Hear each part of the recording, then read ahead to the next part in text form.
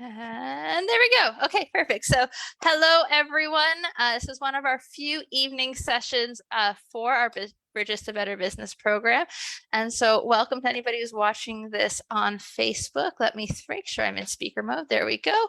So welcome to everybody who's watching this on Facebook or watching this later on as a recording. My name is Angie. I'm the program manager for the Business Center Guelph-Wellington.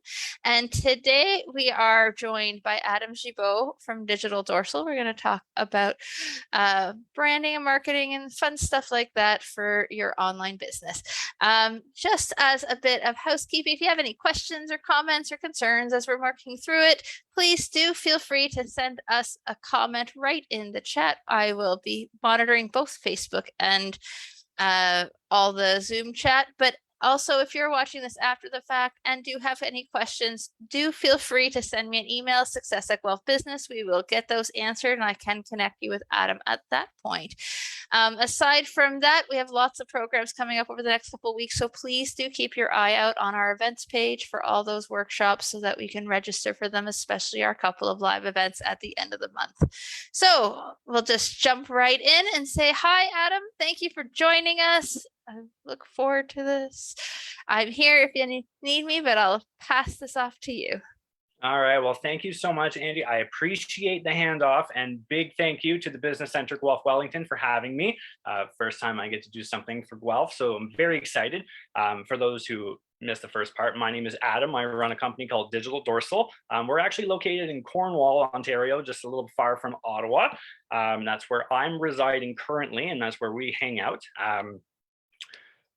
Quick aside from me here, my background with this, super excited to be part of Bridges to Better Business. I was previously involved with the Business Center here in Cornwall, but have kind of decided to venture out and reach out to my entrepreneurs and kind of help people take those next steps into the online foray, into the deep digital waters, because it is a little scary sometimes getting online. So what we are here tonight to talk about is different ways to put fun back in the online buying process. And I know that sounds a little silly, but I assure you, I've had a very long day and I'm so excited to talk about fun and fun things. So let's hop to it here. So I'm just going to open up my presentation. I'm popping it over here. So I have my screen share. I can see what I'm seeing. I see Angie in my corner. You see what I see? Most excellent. I love that. So once more again, we are going to be putting fun back in the buying process. Excited about this. As we talked about at the very beginning of the presentation when Angie was giving the rules, I don't mind if you want to throw questions at me. I think on my feet, and I'm very good at doing this on the fly. So don't feel like you have to wait to interrupt me. If there's something relevant on the screen you want to talk about, please feel free to shoot a question into the chat. I'm very happy to help out and do what we can do here. And Angie will just, yell at me if I'm missing something, because that makes it much easier. But without further ado, let's hop to some stuff, because we got a lot to cover tonight, and this is about to get real fun. So some preamble. I'm going to give you guys a game plan of what we're going to do here tonight. First and foremost, we're going to talk a little bit about me, a little bit about marketing. I'm going to tell you who I am, why I'm here, and I'm going to teach you some quick little marketing things because I think they're going to be relevant to what I'm going to be talking about tonight. We're also going to be looking at fun. We're going to look at what fun even is. Why is it important? And how can you use fun to boost your sales? How can you engage your clients in new fun ways? I'm going to give you some examples. And we're going to have a little Q&A at the end so we can kind of talk some shop about how these ideas are applicable and how you can take them to the next level. So a little bit about the company. Well, Digital Dorsal is an advertising agency. We specialize in digital marketing. I founded it last year, working mostly with entrepreneurs, business centers, downtown business organizations. In my area, I've been doing a lot of work with small businesses, working with rebrands, website developments. It's been a lot of fun. I named the company after my son, Finn, because everything is shark related now. And I think that's the best way to go about it. Quick and easy on me. I'm a Growth Wheel certified business consultant. I've been a graphic designer for over 8 years, 12 years in digital marketing, advertising, communications, management, you can name it. I've been online since ICQ. I've been on the internet since before the dial-up days. So I have a little bit of foray into the digital side of things. I've been in rock and roll bands for over 18 years, and I'm an avid Pokemon hunter. We're just getting started because I'm a nerd, and us nerds know what we are talking about. So let me start you off with the most simple point. Why you need a marketing plan. and how that is going to be relevant to fun. So marketing broken down simply is really delivering the right message to the right people at the right time. When you are walking down the street and you are hungry and you can see McDonald's golden arches in the distance, you know exactly that that is the right time, the right message. Ding, I want them fries. Marketing in the whole is the thing that you need to be pushing to connect with your clients, right? That's the core concept of what we're doing with the marketing efforts. One of the big things that I'm going to be talking about a little bit later, and I want to kind of just lead into this, is customer acquisition. So yes, this is all going to get kind of fun, but customer acquisition is getting new clients. And how are you doing this? Because it is marketing, right? We have to get these clients to our business to connect with us in some sort of way. And there's a big difference here. Marketing aiming to build awareness, acquisition looks to drive action. Well, it kind of sounds like the same thing a little bit, doesn't it? But the key point there is differences on the choice. We are going to market ourselves so people are more aware of us and who we are and what we do. The acquisition is getting them to take those actions, making choices. What's the word we use? Call to action. Correct. We're going to come to this. But customer acquisitions are very important, and I need to make sure we know these terms before we get going.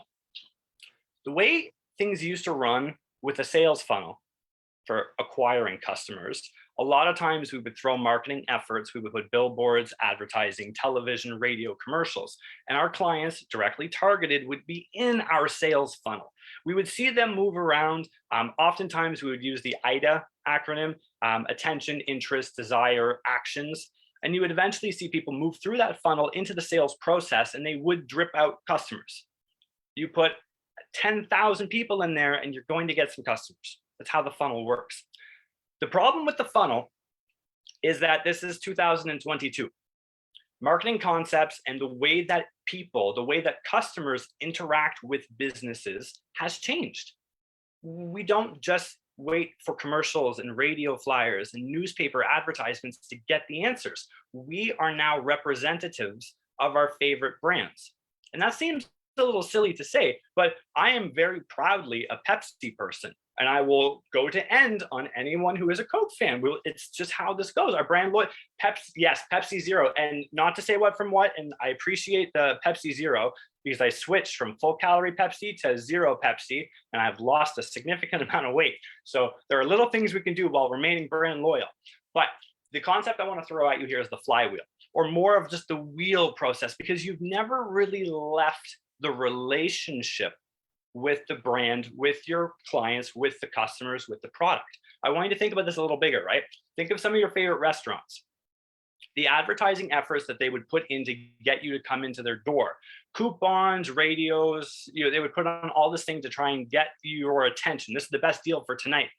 But now people engage with restaurants. They talk to them on Facebook. They tweet at them on Twitter. There's TikToks. So that engagement and that brand loyalty continues. I love Pepsi and I will go to the end for Pepsi. I will tell other people to drink Pepsi. It's not just about customer acquisition. They got me. I'm a Pepsi fan. So what do we do about our fans? Well, we need to engage them.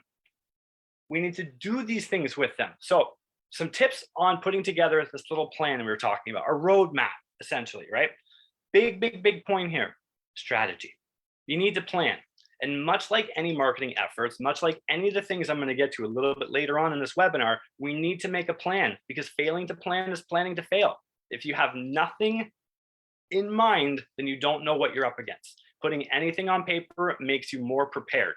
A big thing that I'm going to get into a little bit later is making sure that what you're doing is sustainable. I'm not necessarily meaning for the environment, so to speak. I mean more so for yourself. Are the ideas and things that I'm talking about, these concepts, are they sustainable for your business? I'm at one point going to talk about some video options. Do you have the technology and the means to do so? Are you comfortable being on camera? Well, if it's not, then don't do it. We'll find something else. Important part about that flows into be fluid. Things change all the time. And I assure you, as someone who focuses on digital marketing, things change daily. Things change, you don't even know they changed. They changed on the back end and you have to find out later that they changed. Be prepared. What this means is just be flexible, right? You're gonna figure some of this out as you go along. Your first effort may not be the best one, but it will be an effort, and efforts are A's. And the A's in this one is your audience, because you need to know your audience better than anyone else. And I expect that you as the business owner or you as the entrepreneur, you do know what your clients are. You know what type of people you're dealing with. So continuing. Customer acquisition cost, right? Cost associated with bringing in new business. Okay, so there's actually a formula, and that looks complicated, and we're not going to have to go too deep into it. I put it there for you guys to look at while I kind of talk over top of it. But the customer acquisition essentially really comes down to marketing costs, how much it costs for your people, the wages of the marketing, your sales of marketing, your sales software, overhead, outsourced, etc. The important part about all of this, why do I want to talk about customer acquisition costs? Because it is easier. We're going to see this right here. Ready? I'm pretty sure we go to the next slide. We're going to see it. Important right there. Why? It is important to talk about the customer lifetime value. Customer acquisition is getting those new clients. Customer lifetime value, and I have a comment here. Oh, nice resource on CAC. I love it. Customer lifetime value is basically how long is that client going to be your client? And why is this important? Because that will determine how they interact with you. And if you've kind of seen where I'm laying the ground here with my Pepsi promise, I am a brand advocate. I know how I feel about it, and I love to see it. So because I'm a lifetime Pepsi person, it would take Coke an absurd amount of money to get me to change brands. That's why we're talking about customer acquisition. Big points on the facts on this one. Retaining customers, significantly less expensive than acquiring new ones. The vast majority of happy consumers are going to buy again because they like your product. They believe in your product without question. My wife is an avid Lululemon wearer, and she tells everyone that Lululemon is great. She is the 99.9% who loves her brand, and she will absolutely share and advocate for it. And of course, the repeat customers, you have to have good customer service. You need to have a good relationship with your customers and clients, right? Looking at a grocery store, and like I was saying with Pepsi, how often are you changing your brand loyalty? How often do you switch? Not as often, because you have a relationship, you have feelings with your products. So what was that all about, Adam? This was supposed to be about fun. If we figure out lifetime value along with your cost per acquisition, you can kind of put together a budget and figure out how much money do I need to spend to actually acquire new clients versus how much are these clients continuing to work with me. And this is a ballpark point. And the reason I want you to think about this and put this together, because you want to get the best bang for your buck in advertising. And that's what I'm really stressing this for. If you have that knowledge of your client base, if you understand exactly how your clients interact with your business, if you kind of can kind of put a little bracket on it, right? And you say, okay, you know your audience well. What motives are going to drive them? How are they going to respond with this? How can you connect with them? Well, wasn't this supposed to be about fun? Yes, it is. Because having fun can lead to more sales. It can lead to what enjoyment and other great things. So this was supposed to be about fun. So let's talk about fun. Fun is a noun. You know, children have fun in the playing area. And sometimes we can talk about things being fun if we're describing them. Absolutely. I would argue that game nights are fun. I mean, I could be mistaken here. If you have a family who flips Monopoly boards, or if you have a grandma who cheats, then maybe game night isn't fun for you. But majority would say game nights are fun. The kids at this playground look like they are having fun. I would absolutely describe this photo as fun. I think they're having fun. Despite the part where this kind of looks like work, as a nerdy kind of person, this is fun for me. He's sitting at his desk. He's got his camera. There's about to get ecky, like this is fun for some people. This is fun for some people. I'm some people, and I say this is kind of fun. She looks like she is having a great time. She looks like she's having fun? Yes. Descriptive, fun. This is fun. This is the band fun. Also a type of fun, but not fun fun. This is the band fun. Wrong kind of fun, right? These ladies look like they're having fun. And the big part of what I want to put right here is, what are they doing? They're shopping. They're having fun. There's one key point that we're missing from this conversation right here. Social. Shopping used to be a social thing. We used to go to the mall. Do we not remember? It used to be we planned whole activities about driving to another city just to go shopping together. Okay?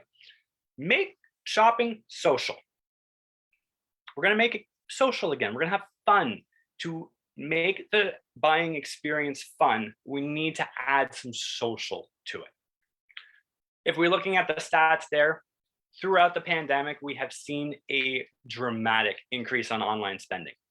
The majority of Canadians are buying things online, and it is 100% up to you. If you want to try and find something new to connect with the clients online so that we have a way to engage them a little differently, to make things a little more fun, right? Key findings from a recent PayPal surveys: half of Canadians, the big things that hold them back from shopping online are the shipping costs, which, okay, if you've ever bought anything from one end of Canada to the other, yeah, I can believe that one. Delivery time, 51% of people. And that's an interesting one. Now consider too, timing on this survey was middle of the year last year, and there were still many delays in shipping processes. We did have the Suez Canal that had just cleared up in the spring, and if we're looking at this was a July survey. So just pointing that out, the delivery times have improved for some people, but that is still a major concern. Preference of picking out their own product in person, that comes down for a lot of people. And that was something we really saw through the pandemic is, yes, they want to be able to do the shopping. They want to go and they want to interact with the product, but I don't just want to Amazon it. I don't want to continue to just buy the box online. It's not the same. Almost 1 in 5 are held back because they're worried about safely transacting online. It is 2022. We are very capable of securing credit cards, and that's something that you would have to help your clients feel, help them feel reassured and safe when working with you.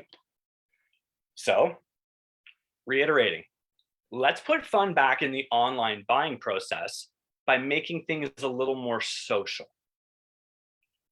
Fun. How do we make things fun if we are online? That's a challenge. And that's why I'm here to give you some ideas and some concepts of what we can do with that. Before I get really fun, I need to ask, are you up to date? You are going to want to make sure that your social media accounts are square. Your website, up to date. Your Google My Business listing, up to date. Your YouTube channel, make sure you have it put together. Mobile first. And this is an important one, and I stick to this one, and I will stomp my feet 10 times over. But in 2000 and, oh my goodness, how long ago was it I was selling cell phones? It's been a long time. It's been a long time since I've had to sell a cell phone in that concept.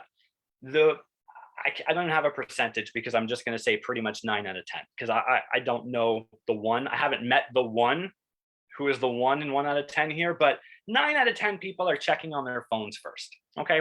We majority have a smartphone. The vast majority of people do. And when you give them new information, say, oh, hey, check out this business, or hey, have you seen, or I want you to go look at this store. The majority, the vast amount of people, they're going to look mobile first. They are going to look and see and say, okay, well, how am I going to see this on my phone? So consider that you may be able to use that to accomplish the same tasks. So if we were putting together a marketing plan at the very beginning, like we were saying, and we've kind of reviewed our customer acquisition costs, we know how hard it's going to be to make lifetime clients. We are excited and engaged to put some fun back in our online buying process and connect with our clients. Let me introduce you to your dream team. This is Canva. That's later. and you and your handy dandy cell phone. This is the free dream team. This is my other fun part. These are free tools. I also host a different webinar called Free Tools and Apps for Your Business. I go into great detailed lengths about Canva later and a variety of other programs and things. However, in this situation, you can utilize these three things to pretty much handle the majority of what I'm about to show you. Canva. If you're not familiar with Canva, Canva is absolutely one of the best free design type open software you can get to. Recently, there has been some additions. They just had, there's going to be Teamworks, whiteboard apps, different sorts of integrations. This presentation that you are watching right now was made in Canva. I am presenting it through Canva, and I do not pay Canva. It's free. See in the top corner there, it says personal, free account. What I like about it is that it is easy to use. It provides tens of thousands of templates and is consistently improving. You can use this with your business to create content that you will use to engage with your clients.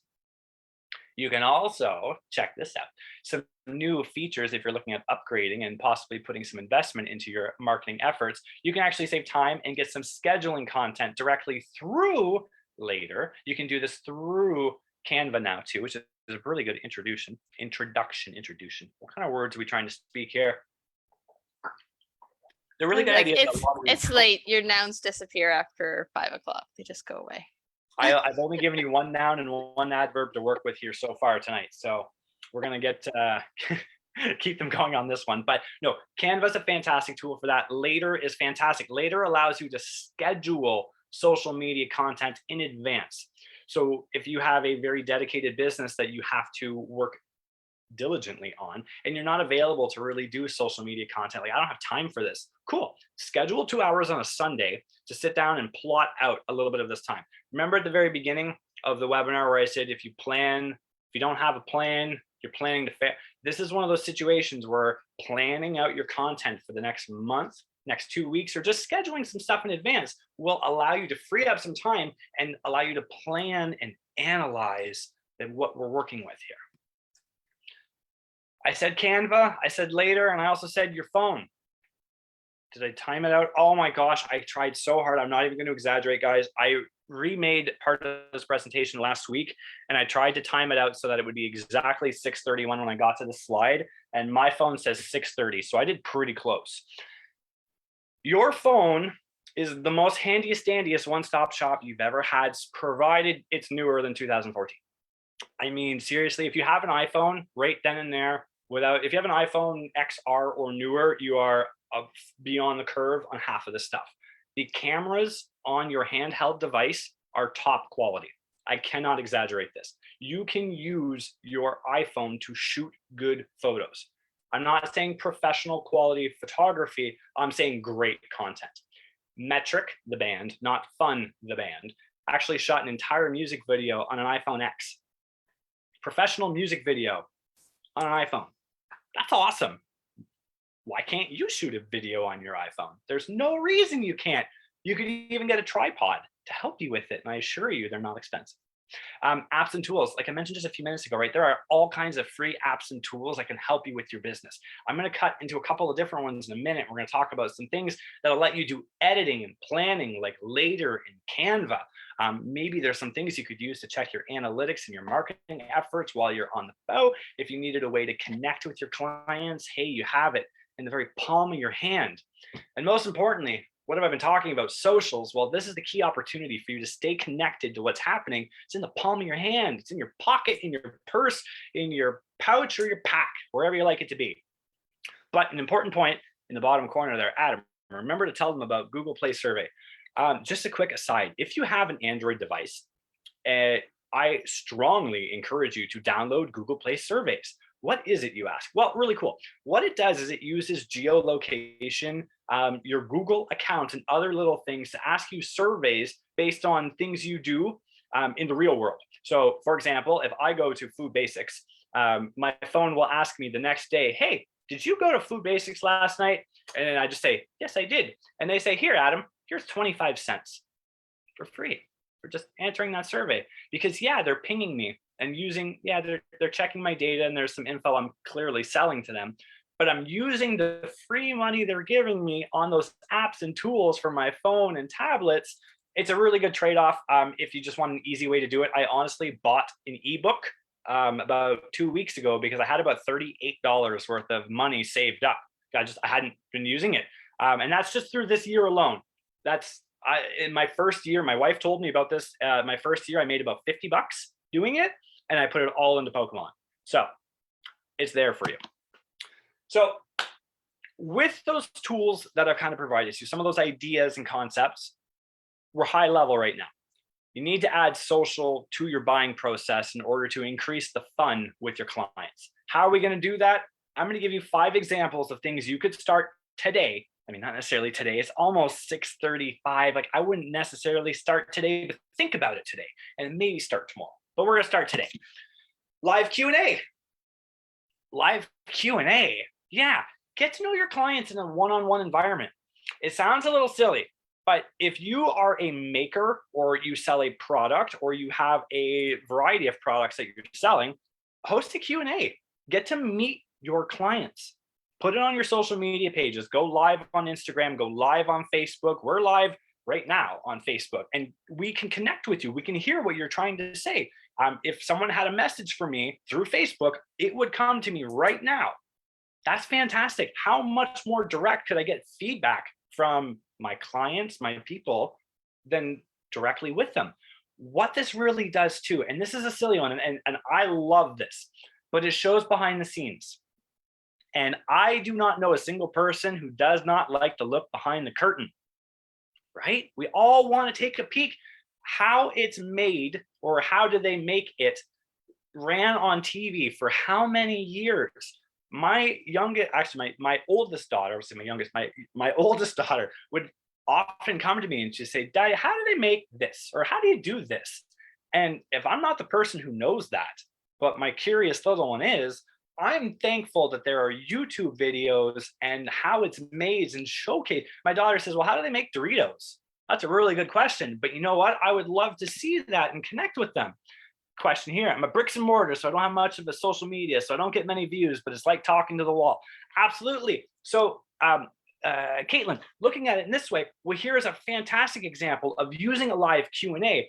Even though you don't have a great social media following yet, here's an example of getting more people interested in the products and services that you're offering. Take them on a tour of your store. Have a night where you're showcasing some products off, or do things. What this does too is it kind of shows that you are a real person behind the business. And that's a big part of it too, because it shows the character. It shows what's going on behind the scenes. People love that. I have a nice picture here. Look at this, fantastic. She's doing a makeup tutorial showcasing some of the product. There's clients here who are clearly interacting with her. 4.5 thousand people were live. This is, I mean, it's an example here, but the concept is this doesn't just have to be makeup tutorials. This could be a cooking class. Do you own a restaurant? Are you a restaurateur? Well, hey, show a fancy, there are different ways to take this and branch out into a million different ideas. It doesn't necessarily just have to be a Q&A. It can be an interview. It can be a demonstration. It can be a how-to. If you are a business that provides different services, if you're an esthetician, then why not offer a tutorial? Twice a month, put together a little video tutorial of something fancy that you could do at home with my products, because now you have a client who needs to purchase and follow along and work with them. But it's that interactiveness. Again, the whole concept I'm driving here is social. This is fun to do it together, to interact one together. If this was the person who made the product, if I'm working with a chef and they're teaching me how to do this one-on-one, it's like taking a private cooking lesson. How fascinating and cool would that be? It's some fun stuff. I was going to say quickly is that you have to remember that what you think is second nature and normal and everyday is not to other people. I've seen this in tons of industries. My favorite one was talking to maple farmers, and they're like, well, we just have done this since we were kids. And I'm like, I had no idea. Like, there are people who live in downtown Toronto who probably have never seen a tree tapped. So show us. 100% that, Angie, agreed without question. And exactly that too, because You never know how that's going to build a connection with someone too. Maybe the fact that you are the person who is inspiring that next one to do it. I have a client who's a blacksmith, and I'm not exaggerating. He forged an anvil, like hammered, guys got big. But I told him, I said, you have no idea how, like, there's a part of my brain that would have been like, I would have done, if I could have lived a different life, I would have been a blacksmith. Like, this is the coolest thing we could have done. But he doesn't understand that. And I've told him, like, you do some video tutorials, and people, there's an entire YouTube channel that got taken into Discovery TV or Info TV, forged by Iron Forge. They make replica swords and stuff. I love that stuff. It's very cool. Another cool idea here. So I'm gonna move on my second idea. Loyalty program. I know, before you even start, I know, loyalty programs. Loyalty programs can be fun, okay? And there's a really important reason I want to drive this. I'm going to drive this one. I'm in the driver's seat, hand on the wheel, okay? Loyalty programs are about reoccurring business. I've been talking about this over and over again throughout this webinar, reoccurring lifetime customers, cost per acquisition, right? If I'm your client, why not reward me for being your client? This is a silly thing, but if I'm working with you, if I'm supporting your business and you're supporting me back in some sort of a way, you will have my business, because I feel like there is a good transaction back and forth here. The simplest way, without question, is a punch card system. Physical, digital, however you want to do it, it is the easiest way to do it. No more than 5 to 8 purchases. You don't do 10, 12, too much, too much. The reason these programs work well at a lower scale is that you need the incentive. Like I was just saying a few minutes ago, right? That Google Play thing I had signed up for, really cool program. I made almost $50 spent it on Pokemon. This year, I had a balance of $38 I was sitting on. I wasn't spending the money. I wasn't using it. What's the point, right? And if I have a punch card from your coffee shop and it's taking me 15 trips to get a free coffee, what's the point? That's too long. And I'm not, no rudeness here. That's too long. It needs to provide the right incentive. Even if it's something simple like a 10% off or something small that just drives the sale, you want them to come back over and over again. You want that, and you want them to be advocating for your programs, because it needs to be simple. You can't make a complicated program. 10 punches and on this date under these conditions, no way, Jose. An easy way to run these types of programs, if you're doing physical, you could go with a very cool, just get a bunch of business cards and have specific promoted ones. Do you know how you implement that to a Shopify store for a loyalty program? So there are a couple different ways in Shopify that you can have some reoccurring options. One way that I would probably do it in terms of rewarding, now, if people are making continuous purchases, you could use like a gamification or kind of like a point system that they would accrue. Yeah, in the discount section, there is a way that for when you're on your third or more purchase, you can have a discount for those people specifically.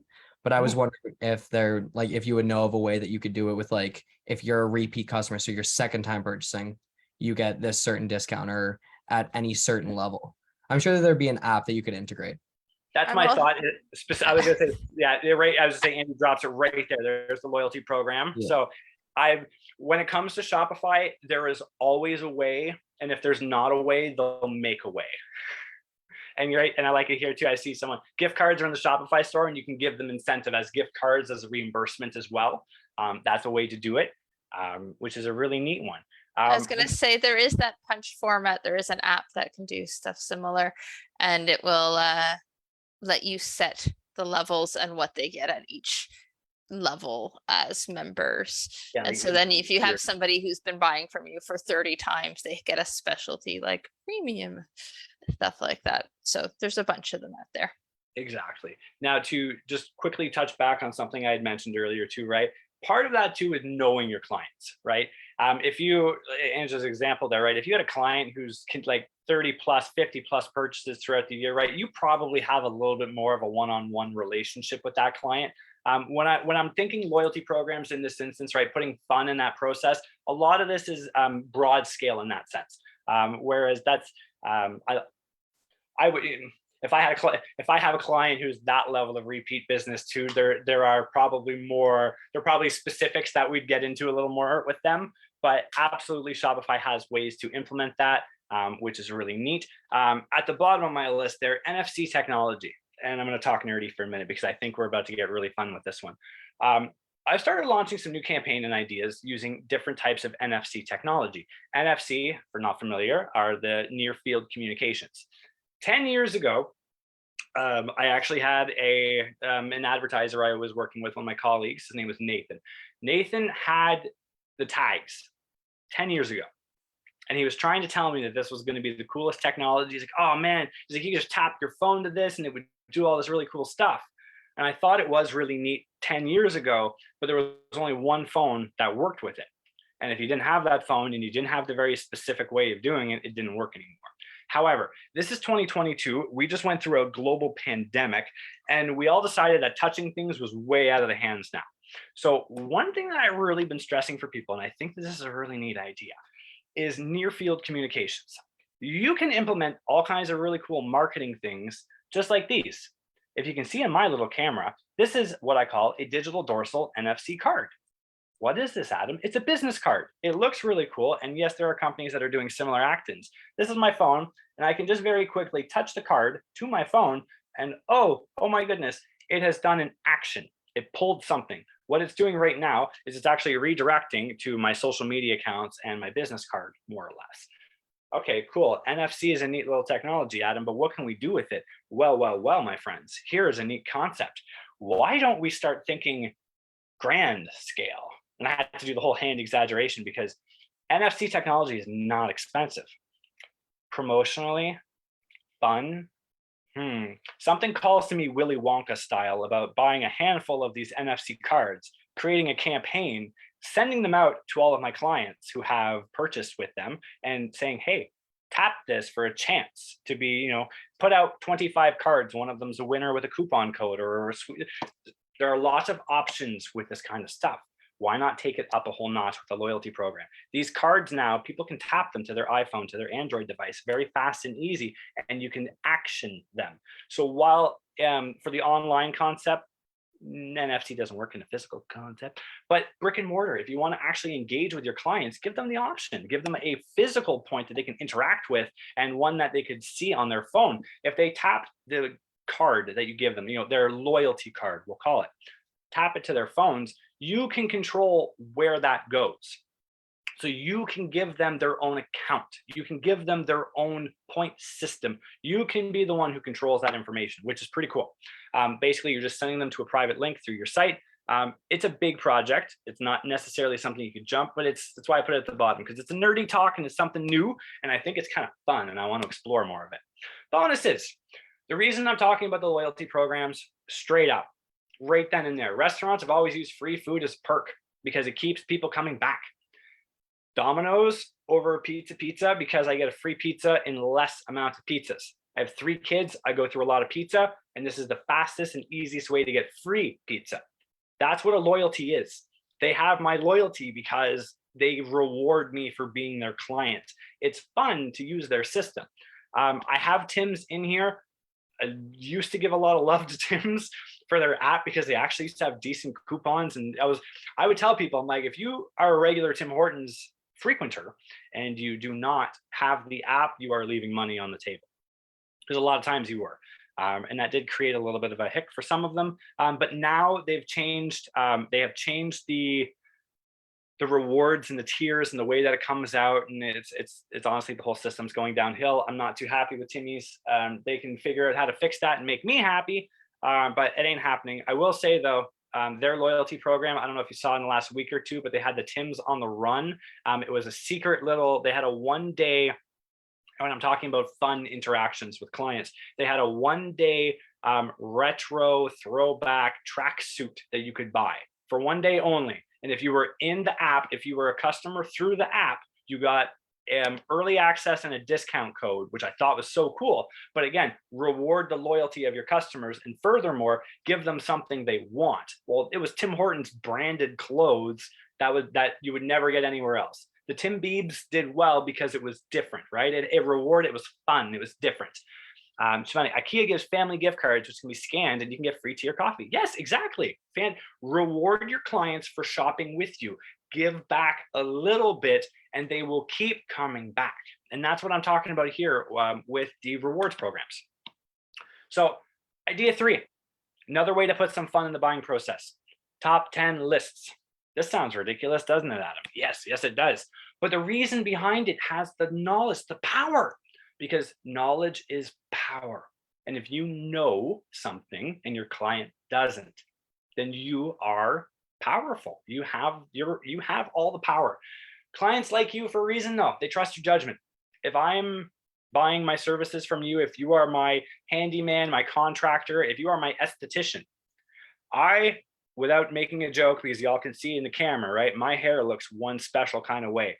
I assure you, I do not go to very many different hairstylists. I trust my judgment with the one I work with because only so many people can do what I do with this.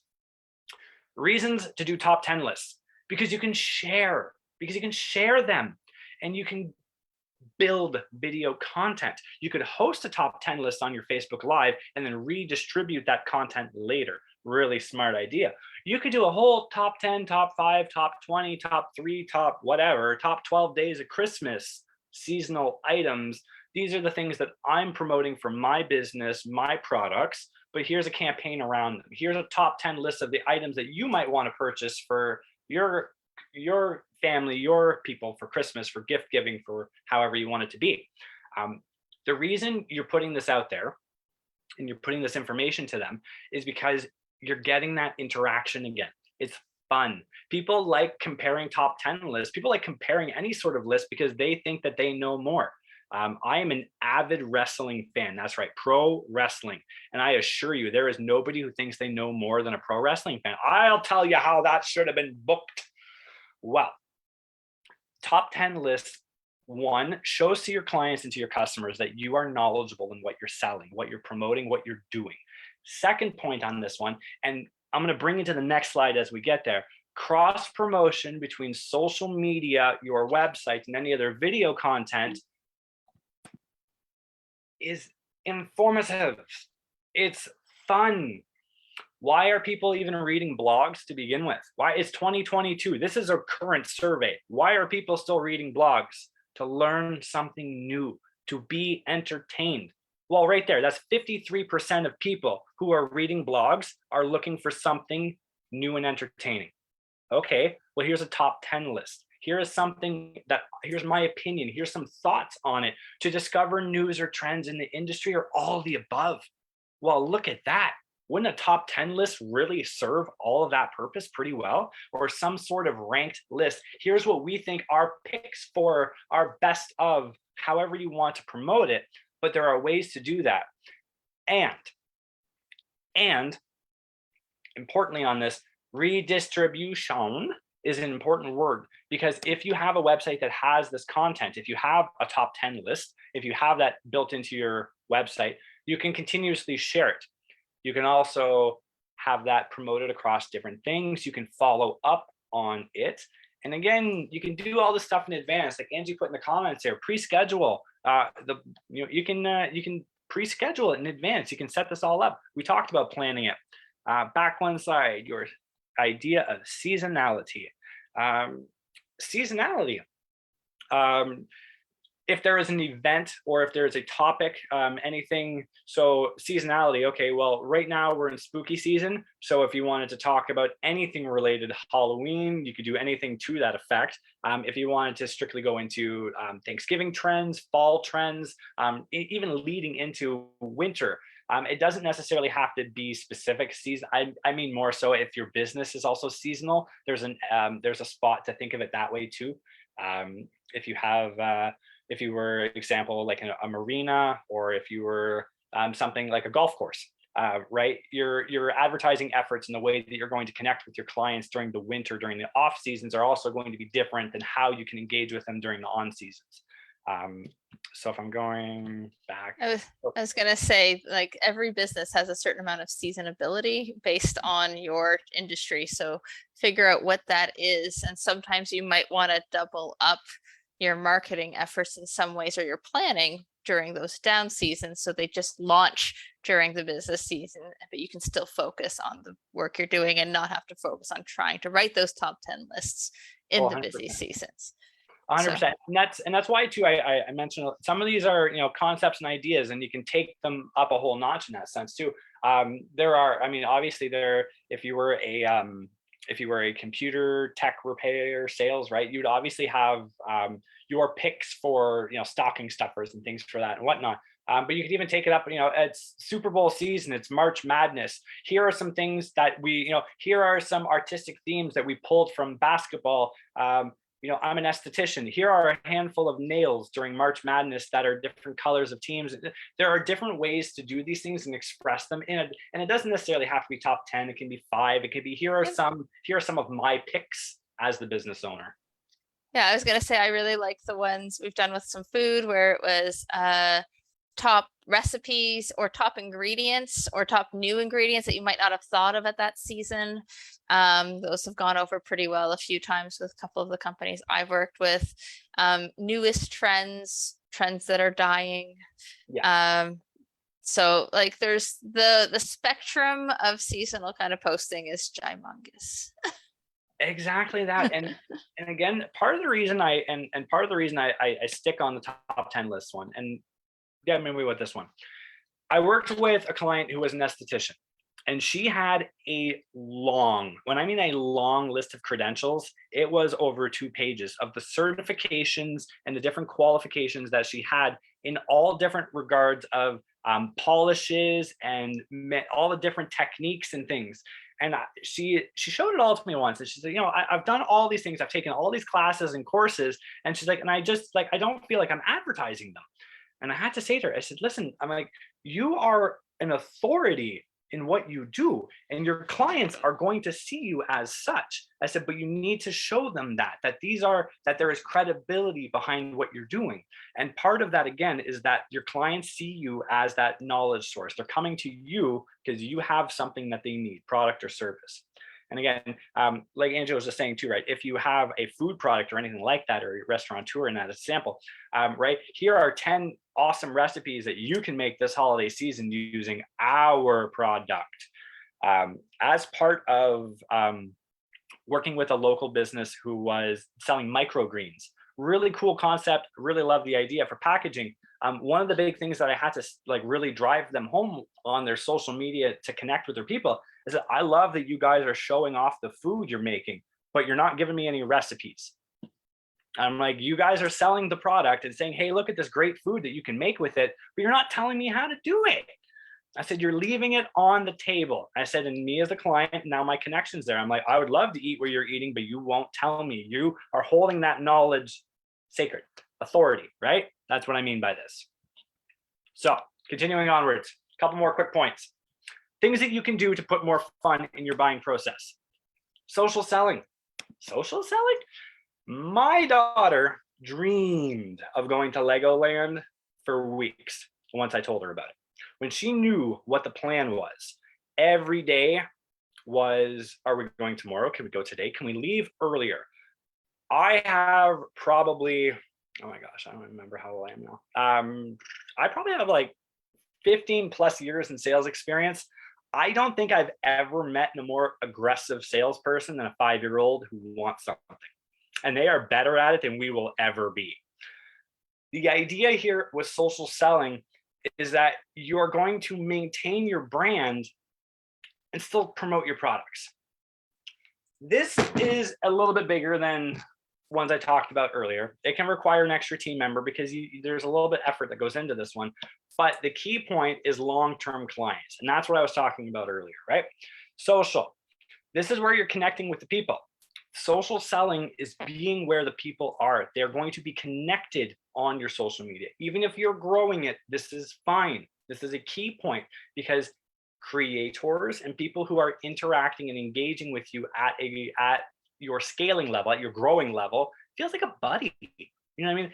And that's part of what I was talking about earlier too with our first example, like the live Q&A, like the behind the scenes. I want to see what your business is behind. I want to know how you're making this. Why? Because knowledge is power. And you who hold the knowledge will make me feel more friendly and engaged with you because I know a little more about it. I feel like I know more. I know more about the process.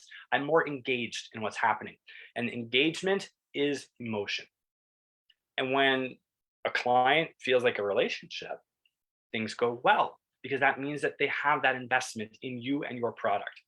My daughter dreamed about Legoland for weeks because she loves Lego, right? That's intimate for her. So, and I'm not exaggerating this. This is 100% truth and fun. About 2-3 weeks ago, we took her to Legoland in the summer. About 2-3 weeks ago, we got our very first Lego magazine in the mail. She had no idea it was coming, but it had her name on it. Lego from Legoland that she loves mailed her directly something to connect with her. That's a lifetime client by far. Social selling, what this really is, connect with your clients through social media. Connect with them. And I know those are euros, not dollars, but it's okay.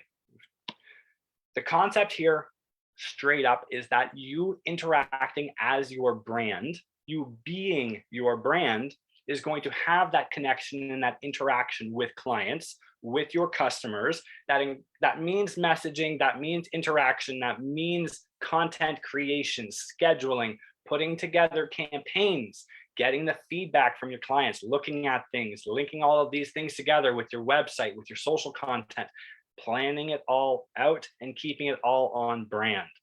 It's a lot.